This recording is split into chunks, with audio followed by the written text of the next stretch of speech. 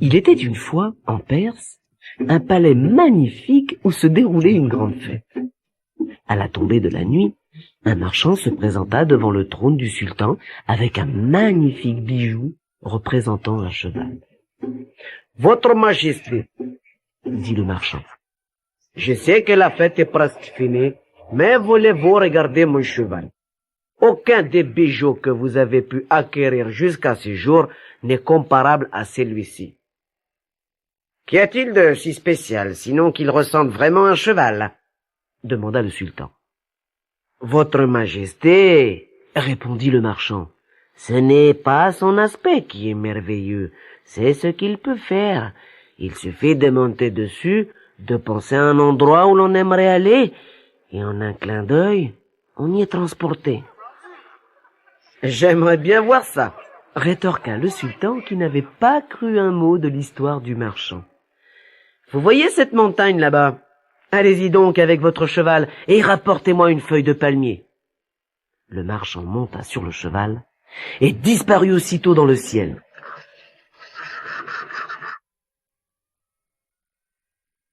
Un instant plus tard, il était de retour, une feuille de palmier à la main. Le sultan, très impressionné, voulut immédiatement acheter ce cheval magique. « Combien veux-tu pour ce cheval enchanté ?» demanda-t-il au marchand.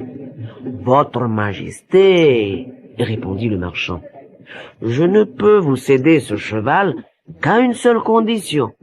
Son inventeur me l'a donné en échange de ma fille unique. Il m'a dit que je ne pourrais le donner à mon tour qu'en échange d'un objet de même valeur. » « Eh bien, prends ce qu'il te plaît, » fit le sultan. « Votre Majesté, je vous remercie, » répondit le marchand. « Mais je ne veux aucun trésor. Je souhaite simplement épouser votre fille. » À ces mots, tous les invités éclatèrent de rire, sauf le prince Farouz, le fils du sultan. Comment ce mécréant ose-t-il demander une chose pareille? Pensa-t-il. Mais le sultan avait tellement envie du cheval qu'il accepta de donner la main de sa fille au marchand. « Réfléchis bien, mon père, » murmura le prince à l'oreille de son père. « Pense à ce que tu donnes en échange d'un vulgaire bijou. »« Mon fils, » répliqua le sultan, « te rends-tu compte de la valeur de ce cheval? D'ailleurs, pourquoi ne l'essaies-tu pas ?» Le marchand aida le prince à monter sur le cheval, et aussitôt l'animal s'envola.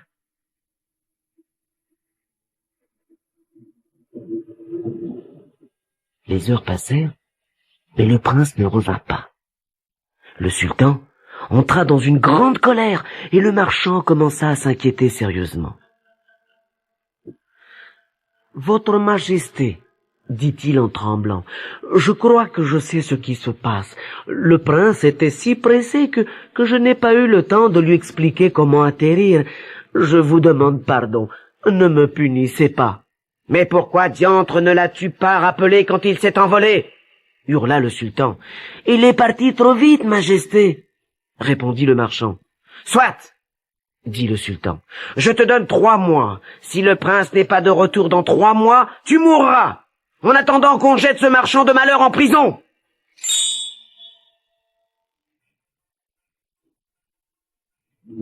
Pendant ce temps-là, le prince Farouz tentait désespérément d'atterrir. Il avait prononcé toutes les formules magiques qu'il connaissait, mais sans résultat. Finalement, après avoir parcouru des centaines de kilomètres, il aperçut une chevillette près de l'oreille droite du cheval.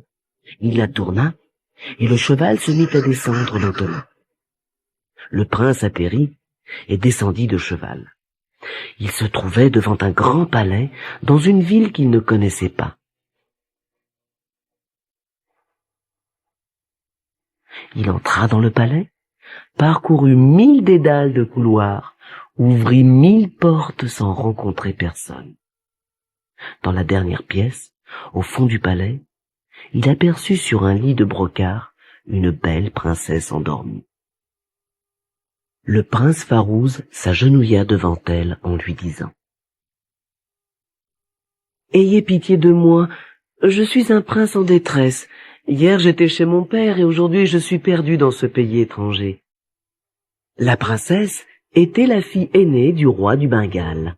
Elle regarda longuement Farouze, puis lui dit d'une voix douce et teinte: « Ne crains rien. Ici, nous ne faisons pas de mal aux voyageurs. Tu peux rester aussi longtemps que tu le souhaites. » Soudain, la porte s'ouvrit et le roi entra. « Que faites-vous ici avec ma fille ?» hurla-t-il, puis s'adressant à ses gardes. « Sortez cet homme d'ici, emmenez-le. Comment a-t-il osé fureter dans mon palais et ennuyer ma fille? C'est un scélérat, un gredin, un voleur, un assassin, il doit mourir !» Le prince serra la princesse dans ses bras et l'embrassa. « Je suis tombé amoureux de votre fille, » dit-il au roi. « Je ne voulais pas lui faire de mal, mais je suis de sang princier, et si vous voulez que je meure, je mourrai dignement. Je me battrai en véritable soldat contre vos soldats. Ne me tuez pas, sans que je puisse me défendre. »« D'accord, » dit le roi. « Si tu es prince, tu mérites une mort noble. Mes soldats t'attendent dans la cour du palais. » La princesse supplia son père. « Il ne mérite pas la mort. Il s'est perdu dans un pays étranger. Nous devrions l'aider. » Mais le roi ne l'écouta pas. Le prince Farouze entra courageusement dans la cour du palais, où l'attendaient des cavaliers la lance à la main. Près du portail, Farouze aperçut son cheval enchanté, l'enfourcha et s'envola dans le ciel en faisant tournoyer son épée. « Alors, qu'attendez-vous » cria-t-il au soldat. « Vos chevaux ne peuvent donc pas voler ?» Et il disparut dans les nuages en riant aux éclats. Les cavaliers restèrent hébétés, frappés de stupéfaction, et comme on leur avait donné l'ordre de se battre, ils se battirent entre eux. Il régna bientôt dans la cour du palais une confusion inextricable. Les uns frappaient sur les autres, comme des brutes, sans savoir où était l'ennemi. Une fois rentré dans son royaume, le prince Farouze se précipita chez son père. « Mon père, j'ai rencontré une princesse que j'aime. Je veux retourner au Bengale au plus vite pour la ramener chez nous et te la présenter. Je suis certain que tu l'aimeras.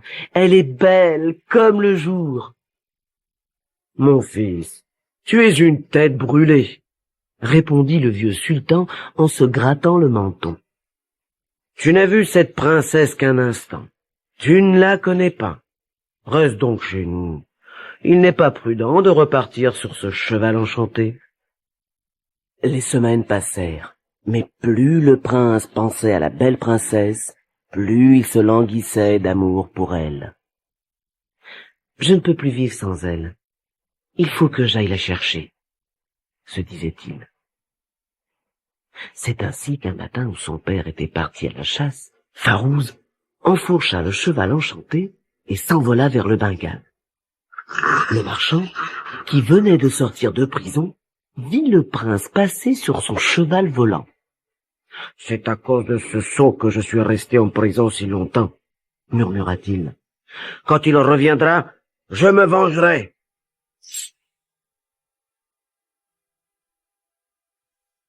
Maintenant, retourne la cassette.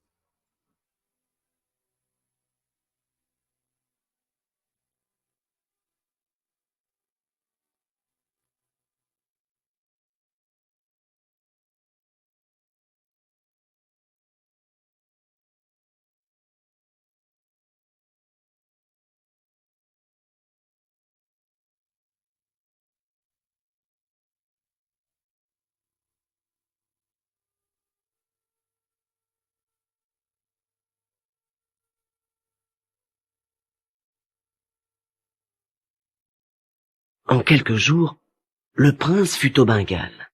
Il attendit la nuit pour pénétrer dans la chambre de la princesse, l'admira longuement, la réveilla et lui dit « Viens avec moi, nous allons faire un long voyage. » Le cheval enchanté les attendait dans la cour du palais. Le prince et la princesse l'enfourchèrent et s'envolèrent sans bruit pour la Perse.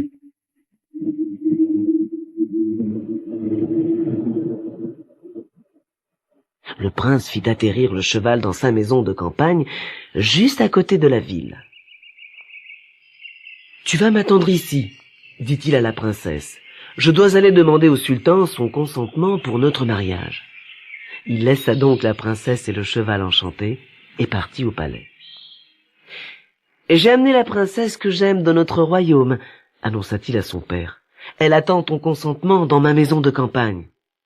Mon fils, dit le sultan, tu as fait preuve d'un grand courage et d'un immense amour pour elle. Je consens donc à votre mariage. Tu vas me présenter dès demain celle qui règne sur ton cœur, puis nous commencerons les préparatifs de la fête. Lorsque le marchand eut vent de l'arrivée de la princesse, il se précipita à la maison de campagne, se fit passer pour un serviteur du sultan et dit au garde qui lui barrait l'entrée. « Je viens chercher la princesse et le cheval sur ordre du sultan. » Le garde le crut et le laissa entrer. Le marchand ordonna à la princesse de monter avec lui sur le cheval enchanté et ils s'envolèrent. Le prince Farouz et son père les virent passer dans le ciel. Terrifiés, Farouz s'arracha les cheveux en criant à ses gardes « Arrêtez-les! Arrêtez-les !» Mais que pouvaient faire les gardes contre un cheval enchanté? Ce soir-là, à 1000 lieues de la Perse, le marchand fit atterrir le cheval au Cachemire et ordonna à la princesse de descendre. Effrayée, elle se mit à crier. Des cavaliers qui passaient non loin de là l'entendirent et s'approchèrent pour voir ce qui se passait. Le chef des cavaliers était le sultan du Cachemire. Il demanda au marchand qui il était et qui était cette femme qui criait. « C'est ma femme !» répondit sèchement le marchand. Mais la princesse hurla. « Il ment! Ne m'abandonnez pas! J'ai été enlevée par ce sorcier! Je dois rentrer en Perse pour épouser le prince Farouz !» Le sultan du Cachemire l'observa de la tête aux pieds et lui trouva l'allure royale. Convaincu qu'elle disait la vérité, il fit pendre le marchand et emmena la princesse et le cheval enchanté dans son palais. Hélas, si la princesse s'était sortie d'un mauvais pas, ce qui l'attendait ne valait pas mieux. Le sultan du Cachemire tomba amoureux d'elle et se mit en tête de l'épouser. Le lendemain, la princesse, entendant sonner le clairon, comprit que son mariage avec le sultan allait être célébré et réfléchit à ce qu'elle pouvait faire pour l'empêcher. Elle eut une idée. « Je vais me faire passer pour folle, » se dit-elle. Elle fit alors semblant de divaguer et se pavana dans le palais en disant des choses extravagantes. Le sultan la fit ausculter par plusieurs médecins renommés, mais aucun ne trouva l'origine de son mal. Les mois passèrent, et la princesse continua à faire semblant d'être folle. Un jour, le prince Farouz entendit parler d'une princesse qui avait perdu la raison juste avant d'épouser le sultan du Cachemire. Pressentant qu'il s'agissait de sa bien-aimée, il se mit immédiatement en chemin pour aller la voir. Arrivé au Cachemire, il se fit passer pour un médecin. « Vous aurez une forte récompense si vous réussissez à la guérir, » lui dit le chambellan. « Aucun des médecins qui l'ont vu avant vous n'y est arrivé. » Le prince entra dans la chambre et vit la princesse allongée sur un lit. Elle chantonnait une chanson triste en pleurant. « Laissez-moi seul avec la malade, » ordonna le faux médecin. Tout le monde sortit de la chambre et Farouz s'approcha du lit. Dès qu'elle vit sa robe de médecin, la princesse se mit à crier « Laissez-moi, je vous en supplie, ne me tourmentez pas !»« Je ne suis pas médecin !» lui souffla Farouz à l'oreille. « Tu ne me reconnais pas? Je suis le prince de Perse et je suis venu te libérer. » La princesse se calma immédiatement et lui raconta ce qui lui était arrivé. « Nous allons nous enfuir sur le cheval enchanté. Viens !» chuchota Farouz en la prenant par la main. Puis il dit au sultan. « Majesté, je possède des essences qui lui feront du bien, mais pour qu'elles fassent de l'effet, il faut que la princesse monte sur le cheval avec lequel elle est arrivée ici. » On amena le cheval, et le prince sortit une essence qu'il fit flamber. Une épaisse fumée noire emplit aussitôt la cour du palais. Farouz et sa bien-aimée en profitèrent pour disparaître avec le cheval enchanté. La prochaine fois que le sultan du Cachemire voudra épouser une princesse, il ferait bien de commencer par lui demander son avis, cria Farouz en survolant le palais. 3 jours plus tard, il arriva en Perse avec sa bien-aimée.